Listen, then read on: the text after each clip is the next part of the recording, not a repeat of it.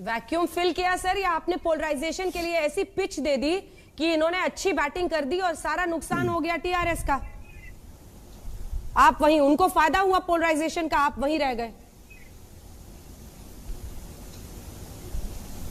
Madam देखिए, अगर आप जो बात कह रहे हैं सच है तो ये बड़ी बदबख्ती की बात है कि बीजेपी ने हिंदू मुस्लिम करके ये इलेक्शन जीता है।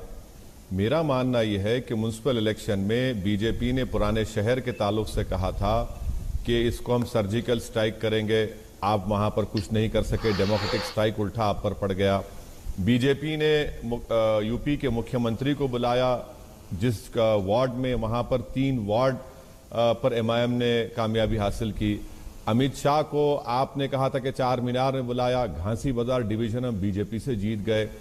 तो ये बात समझने की जरूरत है कि यकीनन टीआरएस को अपना इंट्रोस्पेक्शन करना पड़ेगा, और मुझे यकीन है कि केसीआर बड़े लीडर हैं, सगेशियस लीडर हैं, वो इंट्रोस्पेक्शन करेंगे। मगर बहुत ज्यादा आप लोग क्रेडिट दे रहे हैं बीजेपी को। 150 सीट लड़े हैं, 150 में 48 पर जीते हैं, और ये एक वक्तिया कामयाबी है। मैं आपको इसलिए कह रहा हूं मैडम कि निजामाबाद म्युनिसिपल कॉर्पोरेशन जहां पे बीजेपी का एमपी है, वहां पर बीजेपी का मेयर डिप्टी मेयर नहीं है। 10 महीने पहले इलेक्शन हुआ। करीमनगर म्युनिसिपल कॉर्पोरेशन बीजेपी का प्रेसिडेंट है, तेलंगाना का एमपी है, वहां पर बीजेपी का मेयर डिप्टी मेयर नहीं है। तो ये एक वैक्यूम क्रिएट हुआ, और यकीनन हमको लगता है कि ये एक वक्तिया कामयाबी है। ज्यादा बीजेपी ख्वाब देखना छोड़ दें। ये हैदराबाद एक कॉस्मोपॉलिटन सिटी है, तेलंगाना मेनलैंड में तेलंगाना की एक रीजनल फीलिंग है, और बीजेपी एक नेशनल पार्टी आकर रीजनल फीलिंग का असेंबली में मुकाबला करेगी तो ठीक है, देख लेंगे वो भी क्या होता है आगे जाके 2023 में। यूं ही ख्वाब सजा लिए 2023 के सुधांशु जी।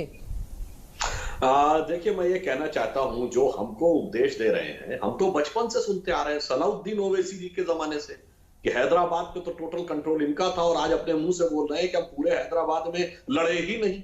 तो जनाब, तीसरी पीढ़ी आने तक तो आप लड़े नहीं, और आप कह रहे हैं कि हम जो है ख्वाब सजो रहे हैं। हकीकत तो ये थी अंजना जी, दोनों मिलकर हमारे खिलाफ लड़ रहे थे। आप सोचिए, वो पार्टी जिसकी 4 सीटें थी, सारी पेशबंदी, 2 क्यों कहूं, तीनों पार्टियों की सिर्फ हमारे खिलाफ थी। तो हम 1:3 के रेशियो में आए, और अपने मुंह से खुद कबूला है ओवैसी जी ने कि टीडीपी और कांग्रेस का वोट हमारी तरफ आया। ये खुद एक्सेप्ट किए हैं, और उसके बाद कह रहे हैं कि हम खामखा में ख्वाब की बात कर रहे हैं। अरे ये भी तो एक सच्चाई है ना कि पिछले लोकसभा चुनाव में ओवैसी जी की सीट पे टीआरएस ने उम्मीदवार नहीं खड़ा किया था ना। तो कहीं ना कहीं पीछे सबको पता है कि मिले सुर मेरा तुम्हारा तो सुर बने हमारा। तो इन लोगों के बीच में आपस में सुरताल मिलाकर ये लोग बैठते हैं। और मैं एक और बात कहना चाहता हूं, जब ये पोलराइजेशन की बात कही जाती है कि बीजेपी ने पोलराइजेशन कर दिया, ये बताइए, ये तो वही आंध्र प्रदेश है ना, अविभाजित आंध्र प्रदेश, जिसमें ऐसा विचित्र अध्यादेश सरकार ने पारित किया था कि 5% मुसलमानों को आरक्षण, अल्पसंख्यकों को नहीं, मुसलमानों को हाई कोर्ट ने निरस्त कर दिया था। वो पोलराइजेशन नहीं था, वो तो सेकुलरिज्म का सुंदर संगीत था।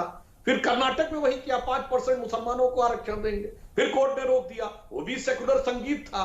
भारत के प्रधानमंत्री ने कह दिया था कि मुसलमानों का पहला हक है संसाधन पे, वो अभी पोलराइजेशन नहीं था, सेकुलर संगीत था। और जब हम विरोध करते हैं इसका तो वो पोलराइजेशन। तो अमित शाह जी ने बिल्कुल सही कहा था, सबके सुर में सुर मिले हुए थे। और जहां तक नगर निगम की बात है, तो कोई भी चुनाव हो, हम पूरी गंभीरता और शिद्दत से लड़ते हैं, चाहे सीनियर नेता हो या सामान्य कार्यकर्ता। अंजना जी, मैं याद दिलाना चाहता हूं, तिरुवनंतपुरम के नगर निगम में भी अमित शाह जी अध्यक्ष थे, तब इसी ढंग से लोग गए थे। आज नड्डा जी अध्यक्ष ऐसे ही गए। तिरुवनंतपुरम में हमने 35 सीटें जीती। यूडीएफ हमसे ज्यादा है, मगर पार्टी के रूप में हम लगभग सबसे बड़े दल हैं। सर, दाद तो आप भी देते हो वैसी साहब, आप भी दाद देते हैं कि ताकत तो पूरी झोंकते हैं, बड़ी शिद्दत से लड़ते हैं। कांग्रेस, आपने खुद ही कहा, वहां पर सांस आखिरी ले रही है, लेकिन सवाल यही है कि 4 से 48 पर गए, दूसरे नंबर की पार्टी बन गए सर।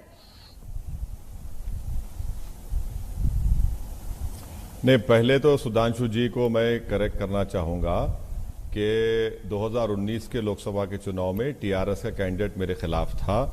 आप चेक कर लीजिए, आपको शायद नहीं मालूम होगा। दूसरी बात यह कि आपने 5% रिजर्वेशन की बात की। सुधांशु जी, 4% रिजर्वेशन है जो सुप्रीम कोर्ट ने स्टे दिया।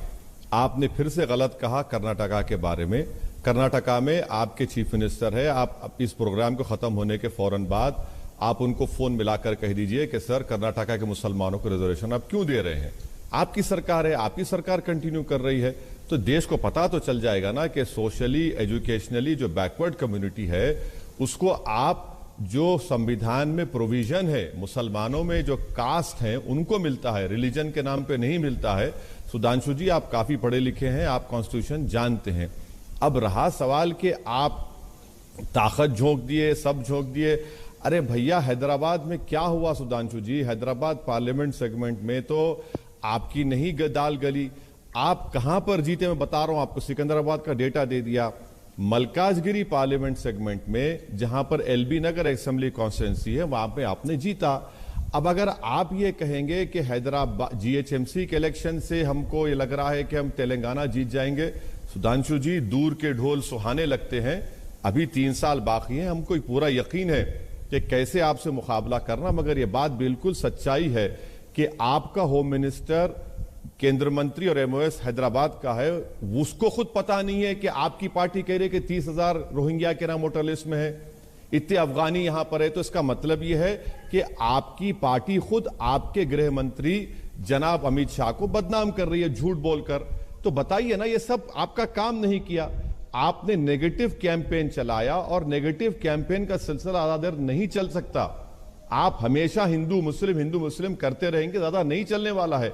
ये कॉस्मोपॉलिटन सिटी है, आप देख लेंगे 8 से 12 महीने के अंदर आपको इस प्रोग्राम के जरिए आपको खुद मालूम चल जाएगा कि क्या हो रहा है यहाँ पर। सुधांशु जी, नमस्कार, मैं हूं अंजना ओम कश्यप। हमें उम्मीद है ये वीडियो आपको पसंद आया होगा।